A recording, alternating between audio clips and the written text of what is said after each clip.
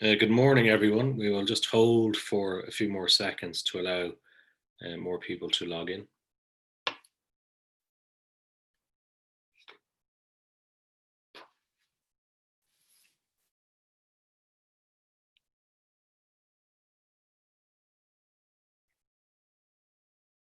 Good morning.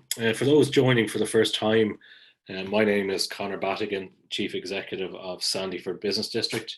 Sandyford Business District is the largest business improvement district on the island of Ireland. And as far as I'm aware, we're the only business improvement district in the world that has a GAA club, which is Naomh Olaf. There are 4 business parks: Central Park, South County, Sandyford and Stillorgan, with 5,000 residents, 26,000 employees and 1,000 companies. It's a very diverse district with strong fintech, medtech, autotech, energy tech clusters and much more. Today is our 9th webinar in a series of webinars, and we will be discussing the return to work protocols and health and safety issues. The webinar will last approximately 40 to 45 minutes, and we will be compiling questions throughout, and we'll deal with as many as possible towards the end. Today we are joined by Paul Turner, Head of Legal Metrology at the National Standards Authority of Ireland, NSAI, and Philip Harrison, CTO and Co-Founder of CWSI. Firstly, I'd like to welcome Paul Turner from NSAI. Good morning, Paul. This must be an extraordinarily busy time for you.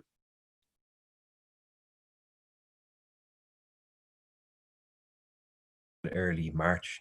We've been busy developing guides to try and support businesses to either stay open during the pandemic, and we've more recently been looking at the guides to try and help businesses to reopen who have had to close over the last 2 months. Yeah. So Paul, you're going to, I suppose, talk to us just in relation to, I suppose, return to work documentation and a certain return to work protocol. That's right, yeah. So look, I suppose a lot of questions we've been asked recently is by companies, what do we need to do to reopen the doors? And very recently, the government launched some new documentation. It's called the Return to Work Safely Protocol. And this is a document that was developed by the Health and Safety Authority. And this is really the guide that all businesses must now adhere to. And this applies to businesses who are just about to reopen after closing, or businesses who have remained open throughout. This document applies to both. If you look at the slide there, there's a link there, the dbei.gov.ie. If you go to that link, you can download a copy of this protocol. And again, it's something that all businesses are required to do, and all businesses are required to put in place the necessary steps that are outlined in this document. If I can also mention, to accompany this document or to support this document, if you go to the Health and Safety Authority website, the hsa.ie, there's more documentation there in terms of checklists and forms. Again, I'd encourage people to go to that website as well. And again, those forms and checklists work very well, and they complement the Return to Work Safely protocol. So they're the first key piece of documentation that people need to get. And again, I need to emphasize that this applies to both businesses who have remained open and businesses who have closed. They need to comply with these requirements. If I can then move on to the documents that the NSAI have looked at, we have really been focusing on guides since early March to support businesses in the first instance to stay open. And then recently we've been rejigging these guides to support businesses who are about to open again. These guides they're guides that contain what we consider very practical approaches to help businesses to get back on their feet. And these guides supplement and support the Return to Work Safety Protocol very well. So the Return to Work Safety Protocol is the high level documentation, and then the NSAI guides fall in underneath with the more practical examples. So in terms of how these guides work, well, we have the first guide looks at the manufacturing and the services side of things, while the second guide looks more at the retail side of things. So they're 2 separate guides. The style and the layout is similar. Each of the guides is divided into 3 sections where we focus on defense. So how can a company defend against COVID-19 coming into your premises? Okay, and we'll go into a little bit more detail on that in a few minutes. We also look at the exposure side of things. So what does a company do in the event that a member of staff has symptoms of COVID-19 or become sick, what do you do in that situation?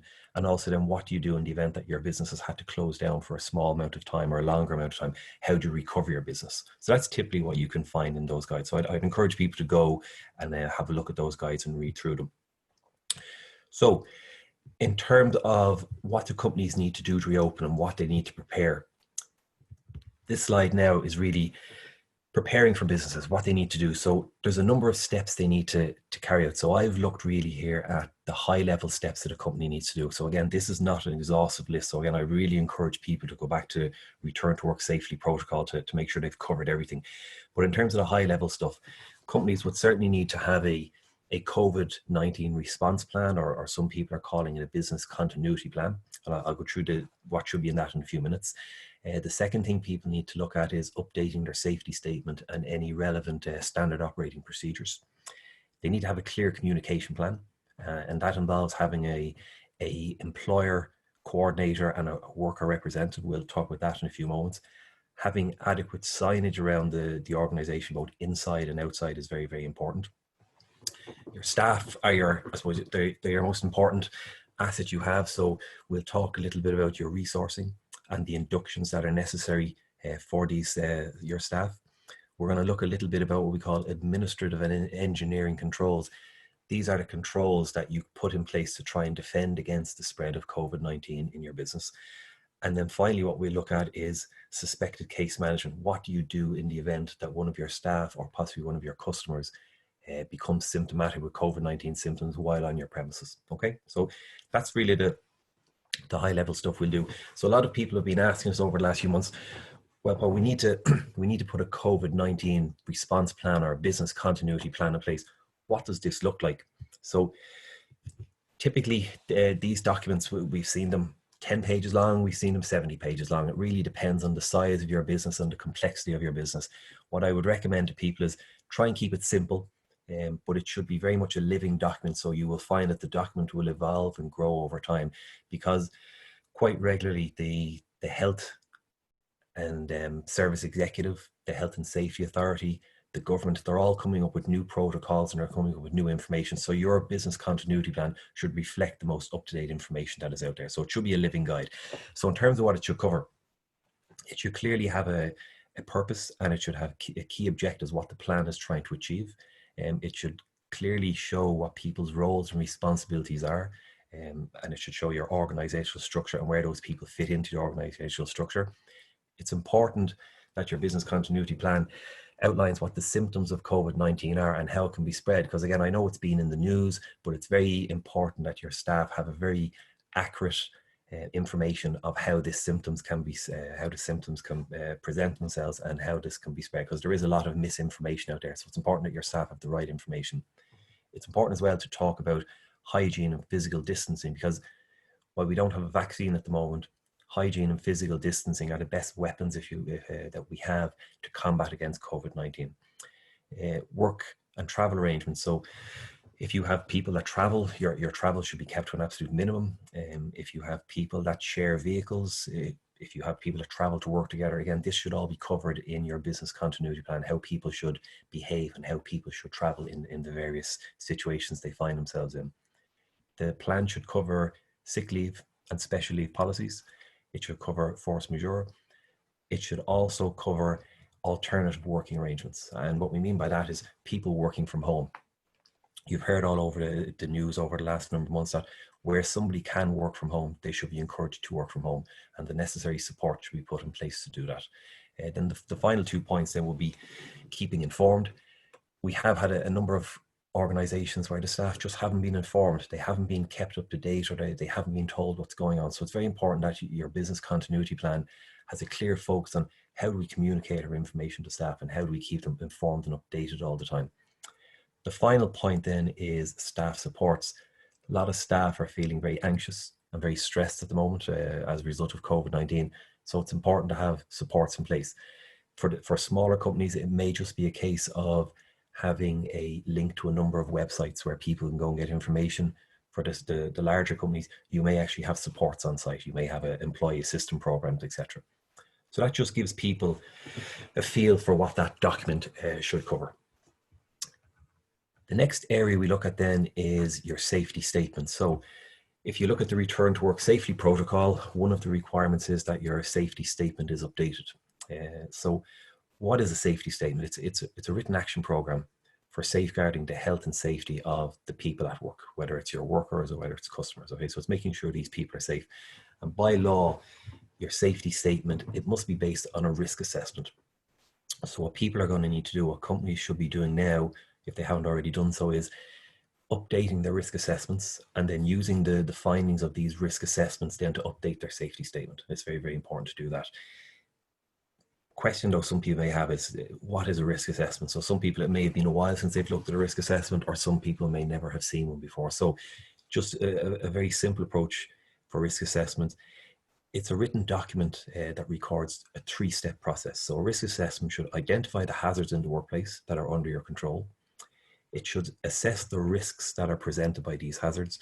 And then you should put a control measure in place to reduce this risk. And by reducing this risk, then you're reducing harm.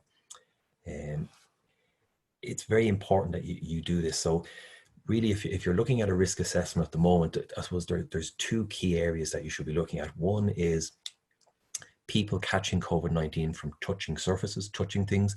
And the second major risk is people catching COVID-19 from interacting with other people. They, from what we've been looking at, they are the main risk. Yes, there may be other smaller risks, but at the moment we see those as the biggest risk. So you should certainly, as a minimum, at least focus on those. We talk a little bit then about control measures. So we've identified the hazards.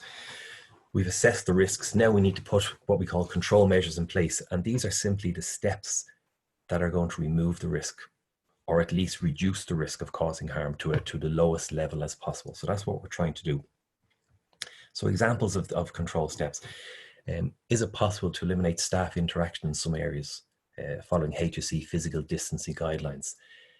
So what we mean there is, can we try and minimize the interaction between your staff? And there's numbers of ways in doing that. You could stagger the start and finish times of staff. You can stagger the canteen breaks for staff. You can break staff into groups so they only work in certain groups. So you may have a group of 5 or 6 staff, and they're the only staff that they see each other. They don't mix with any other staff. So just some very practical examples for how to minimize staff interactions.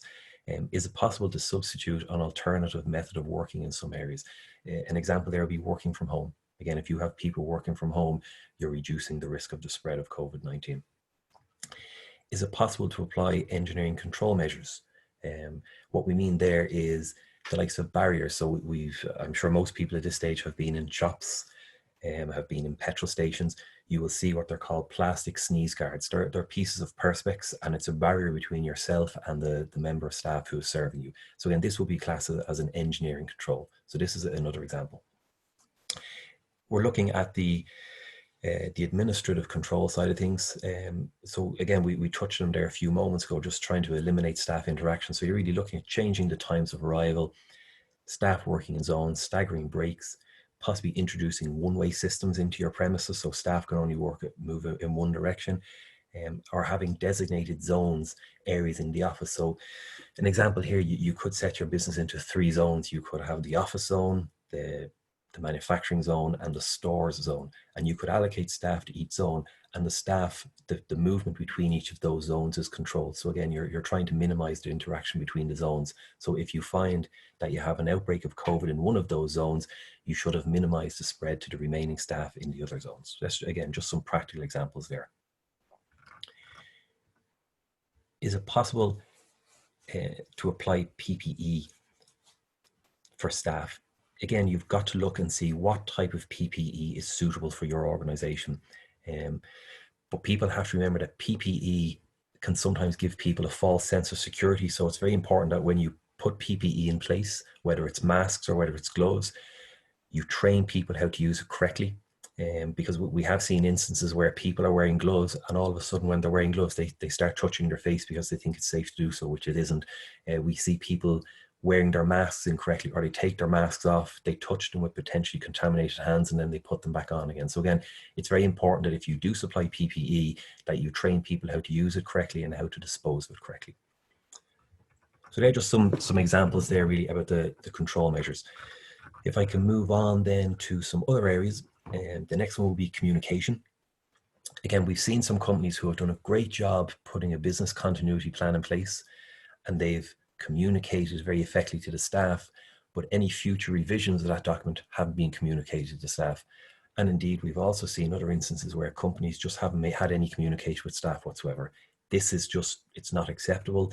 It's not safe. It's not the way we should be doing things. So we'd encourage everybody to have a clear communication plan in place, have a lead person, if you like, a coordinator who is responsible for communication. And it's also important as part of the return to work safety protocol that you have a lead worker representative or a worker representative as well. And this is a representative from the employee side who works closely with the employer to ensure that all the staff have the necessary equipment, procedures and processes in place to keep them safe from COVID-19. So communication is very, very important.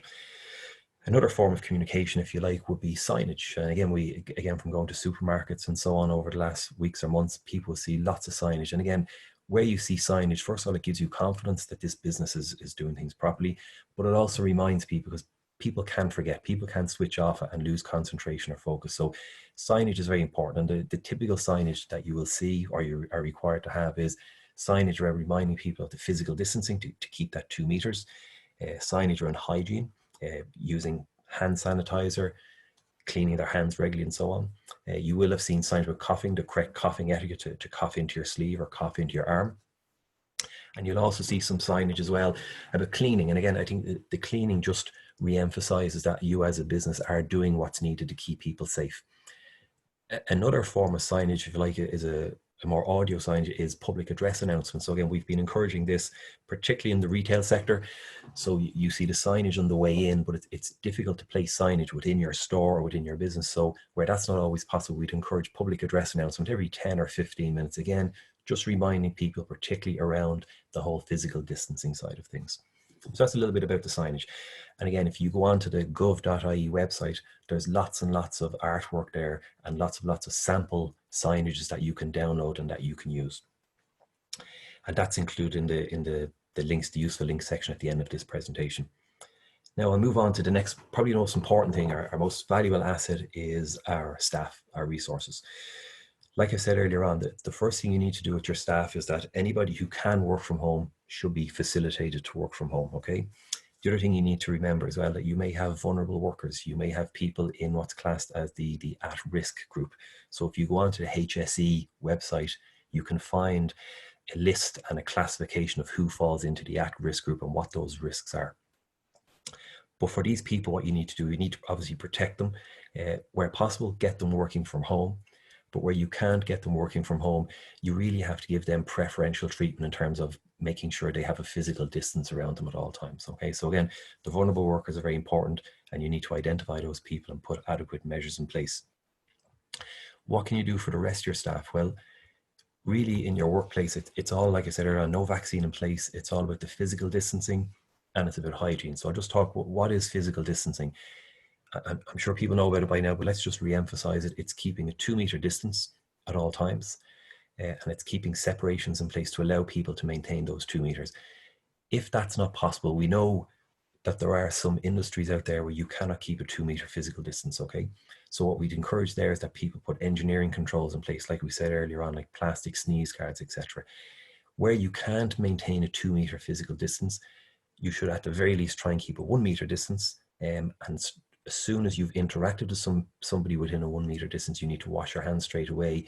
And anybody working within 2 meters of each other, they must have face masks that are made available to the workers as well. So it's very important that you have those in place for people that work within 2 meters.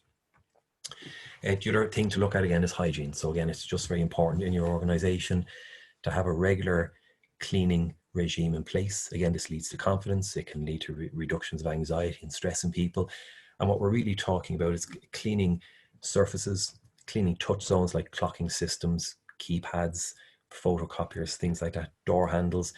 We would encourage organizations where possible to move to technology or move to equipment that doesn't need to be touched by hand. So like foot operated bins, for example, automatic doors. These are all examples of where you can reduce the spread of COVID-19, where you don't have to touch things.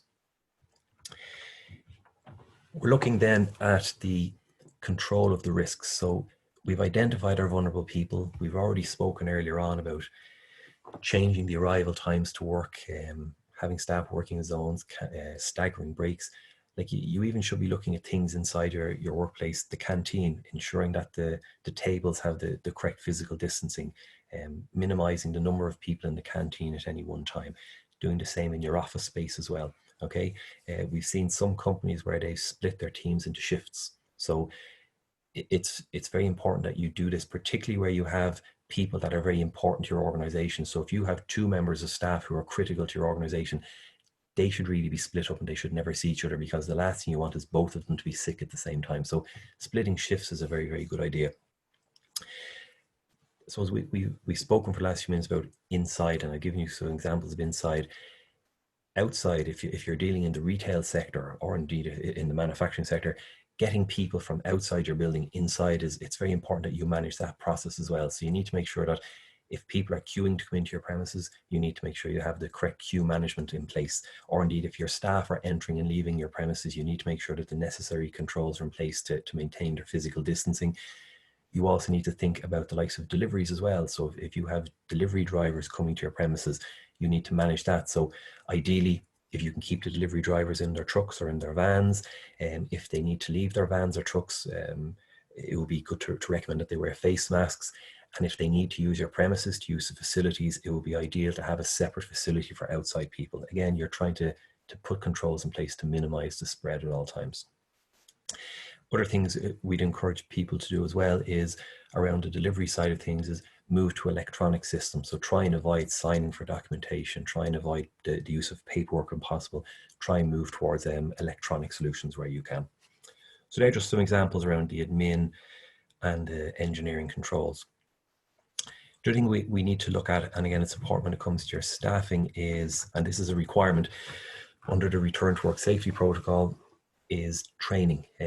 It's very important that you have a very clear induction for your staff, and this must take place before your staff come back on your premises, or for the people who have remained open, you still need to sit your staff down and go through everything you've done over the last number of months, just to ensure that they know everything that's been changed and everything that they need to comply with.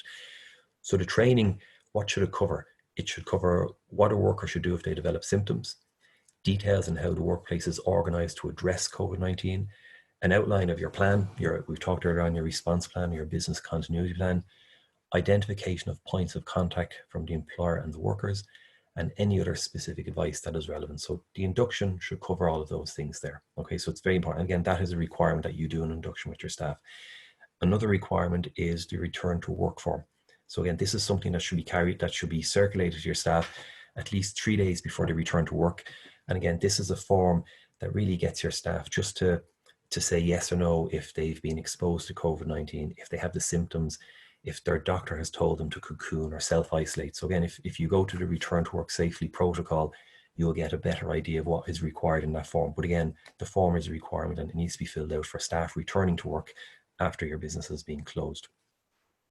There are some other requirements in there around temperature testing. So again, I think you need to refer to the latest public health advice around temperature testing for your staff or your customers.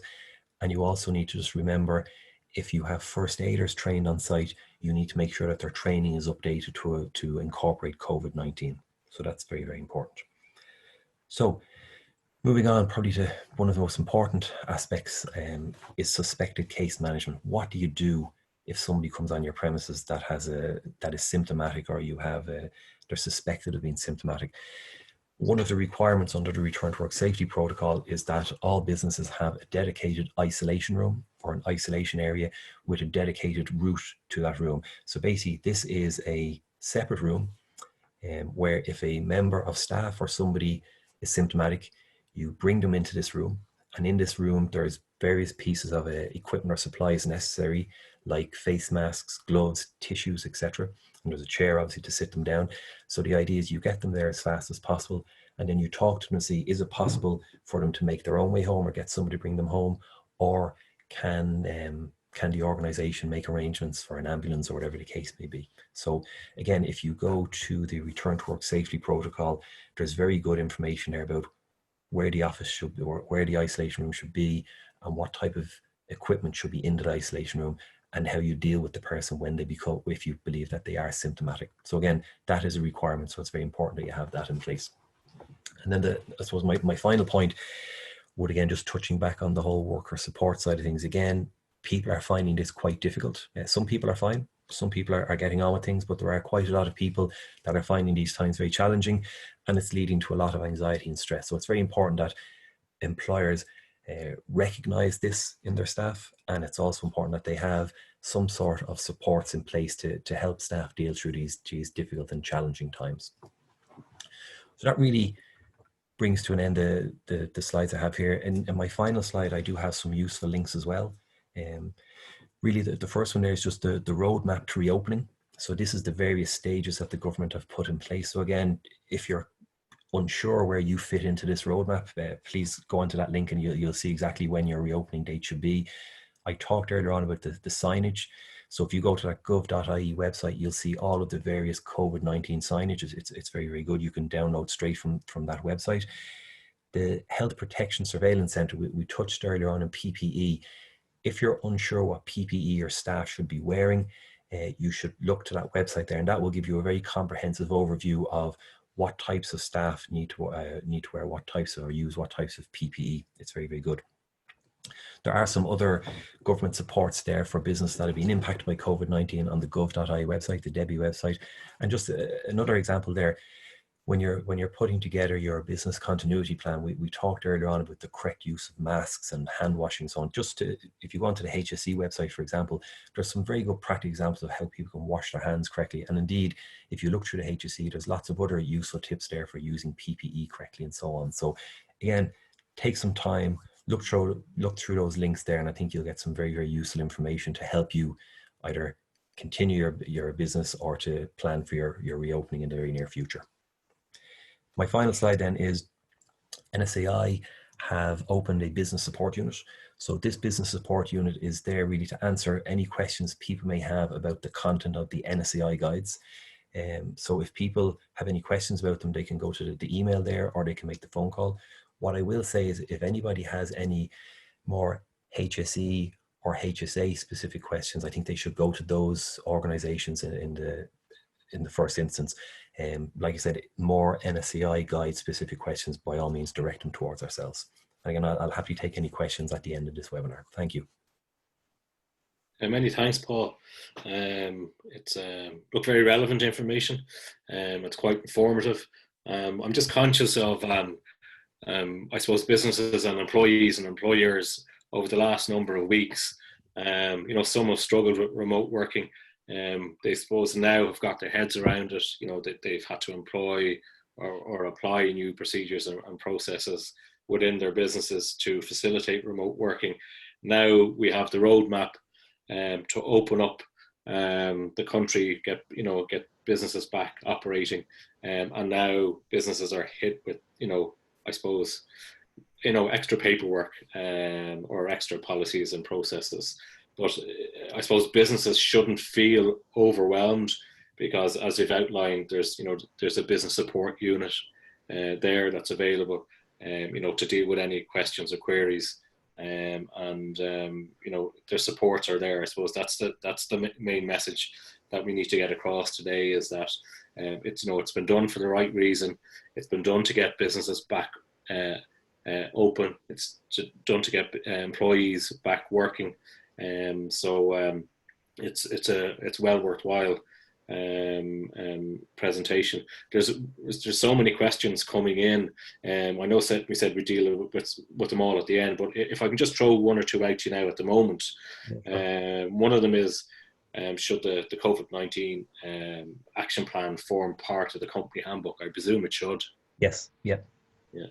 And another one is, can I reopen my business if I'm in the process of working through my COVID-19 action plan? In other words, I'm assuming that it's not 100% finished, and the business is it's a work in progress for them.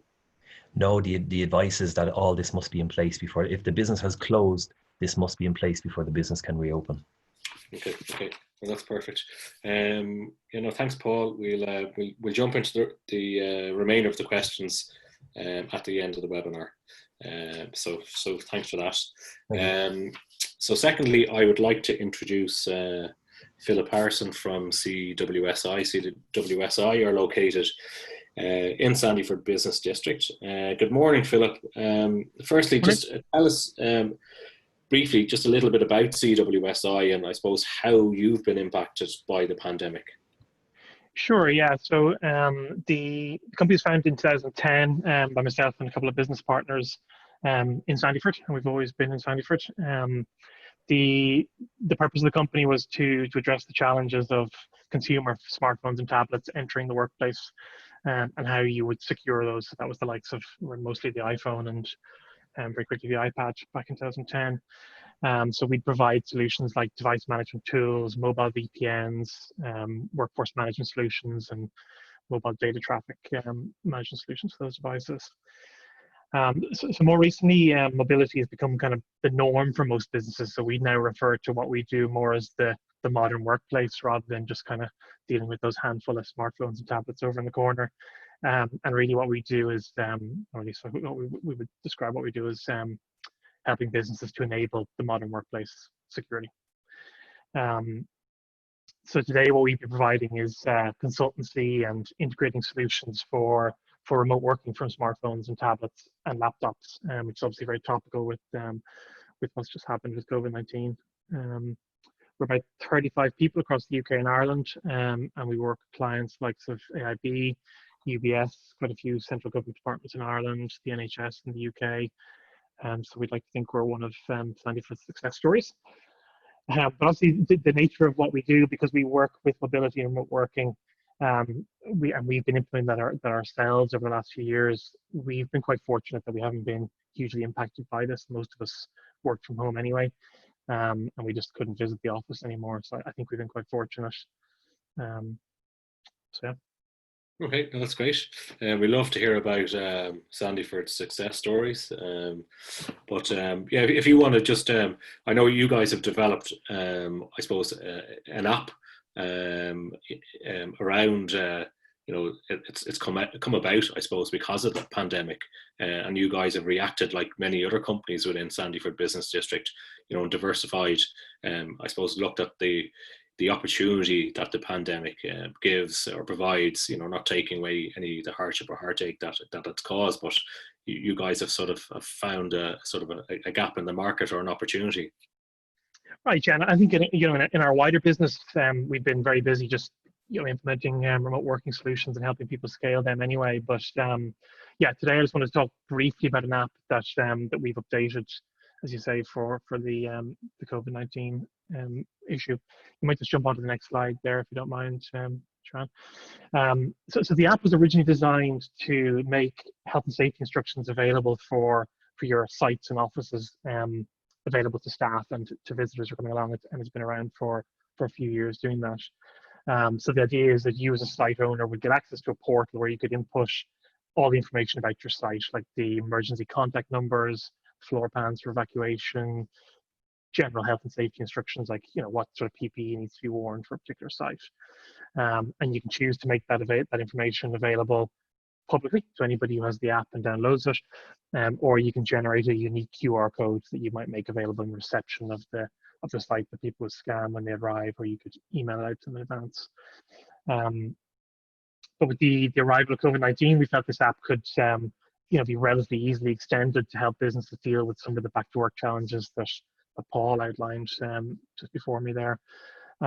So we've extended the app to have a section that covers your COVID-19 readiness plans, your social distancing policy, evacuation procedures, where to find disinfectant face masks, and you might add stuff like the contact details of who a visitor should inform if they find out afterwards that they've been infected, and they want the business to initiate contact tracing procedures. And you might update floor plans rather than showing just fire exits. They might now show where workstations are available, because most people have gone from having, they've really reduced the number of workstations probably by 75% in most offices to obey the social distancing rules. You can just jump on the next slide there, please, John. So yeah, the idea is that you would make this app available to your staff and any visitors that are coming to your office, so they can understand your COVID-19 protocols in advance of visiting. And as I mentioned earlier on, you'd probably stick the QR code up in reception, so people could just scan it when they arrive. But I think you'd also email it out to people in advance. The app's available for Apple iOS and Google Android devices in Irish, English, Dutch, French, German, Spanish. And it's hosted on Microsoft Azure in Europe, so it's GDPR compliant. So we made the app freely available for all nonprofits, and it's free for any businesses that have a single site, which is realistically most Irish businesses. And you can download the app from the public app store today. That's it for me, Connor. Okay, no, that's great. I suppose again, it's a bit like a one-stop shop, I suppose. Having the ability, when you have a visitor or either an employee, coming into reception, they're scanning a QR code, it's giving them real-time information, because I suppose the COVID-19 pandemic has been, supports and I suppose regulation, it's had to be quite fluid. I suppose with an app, it gives you that flexibility, to keep it current and keep it accurate. Yeah, exactly. I don't think it certainly doesn't replace signage and all the pieces that Paul talked about there, not by a long shot. But I think particularly for younger people visiting offices, they're used to using mobile technology, and it's a 15-minute job to set this up, and it's freely available. Yeah, no, that's great. No, I think it's a combination of signage, public announcements, and any other sort of information points on apps is the way to communicate, with that audience. So if I can just welcome Paul back, and we can just have a run through some of the questions. So, Paul, this is probably one for you. It's just in relation to remote working. The fact that it should continue for all workers or businesses that can do so.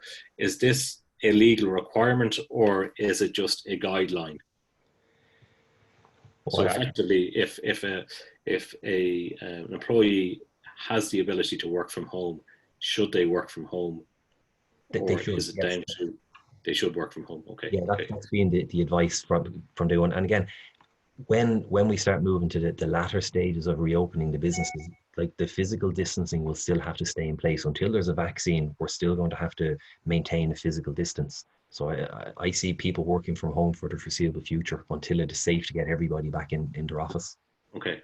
But it's not, just to be clear, it's not a legal requirement. It's a recommendation, a very strong recommendation. Yeah, it's a very strong recommendation. Yeah. And if people do work in the office, well, then you obviously have to have controls in place to minimize the risk and to maintain the physical distancing. Yeah. Okay.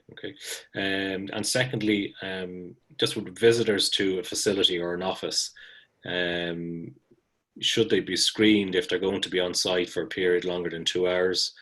And should this be done on a daily basis? So if that visitor is returning on a daily basis for a period of time, should they be screened? Well, I suppose the first thing we'd recommend is that you keep visitors to an absolute minimum, and where possible, instead of them coming to your premises, you meet them via Zoom or Teams or on the phone. But where you have visitors that have to come to site, if you go to the NSAI guides, there is a visitor questionnaire there that we'd encourage people to get your visitors to fill out on a daily basis. And that asks the types of questions. Have you been in close contact with somebody with COVID-19, et cetera, et cetera. So I think it's very important you do it regularly.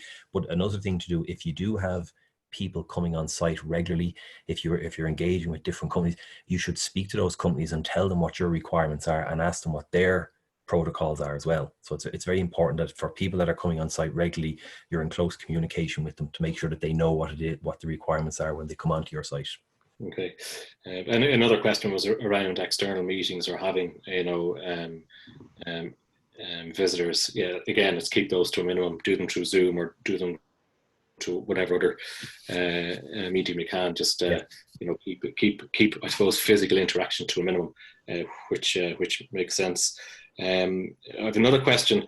It's just in relation, I suppose, to compliance. Do the NSAI or is there any other body that carry out compliance checks to make sure that companies or have adopted, I suppose, best practice in terms of the COVID-19 pandemic plan, or is it left up to the individual business to do what they see fit? Well, so I have two answers really there. The first part of my answer is the business has a responsibility to put in place the requirements laid out in the Return to Work Safely Protocol.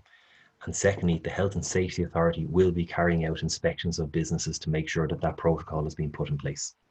Okay. So that's very important. I don't think it should be a case that because there's compliance checks, people should do it. Obviously, it's done for the right reason. Yeah. Just Philip, if I just jump over to you. So just in relation to your app, you just mentioned that it is there's no cost for a non-profit or a business with a single premises. Is that correct? Yes. Yeah. Okay. So that can be downloaded on the App Store, and I suppose I would encourage people to just take a look at it anyway. It may be a good fit for their business. It may reduce the amount of paper and paperwork, but ultimately you'll still comply with the guidelines that have been issued. Just in terms of I suppose, Paul, you mentioned public address announcements. Look, I've walked in parks over the last number of days, and I've noticed public address announcements. I think they're quite effective. Is there an argument or a case to have public address announcements on the street?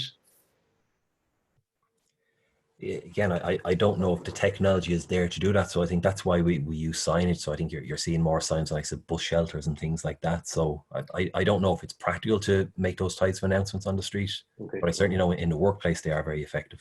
Okay. Look, we're just running out of time. I would like to thank you both, Paul Turner, Head of Legal Metrology at NSAI, and Philip Harrison, CTO and Co-Founder of CWSI. Thank you both for your time this morning.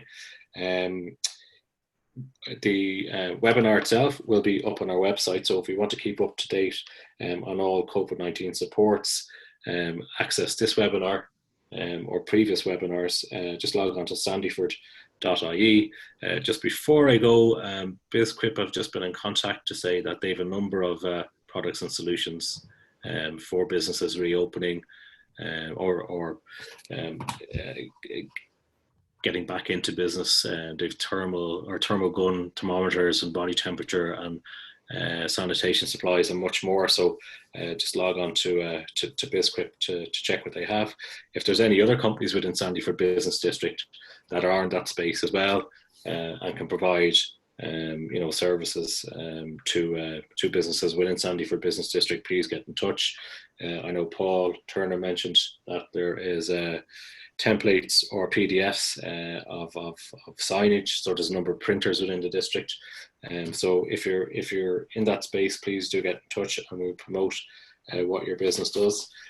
But just again, thank you to Paul and Philip for your time this morning. Thank you, the attendees, for logging in. Hope you found it informative. And please stay safe, respect 2 meters, and log into sandyford.ie for all relevant information. Thank you.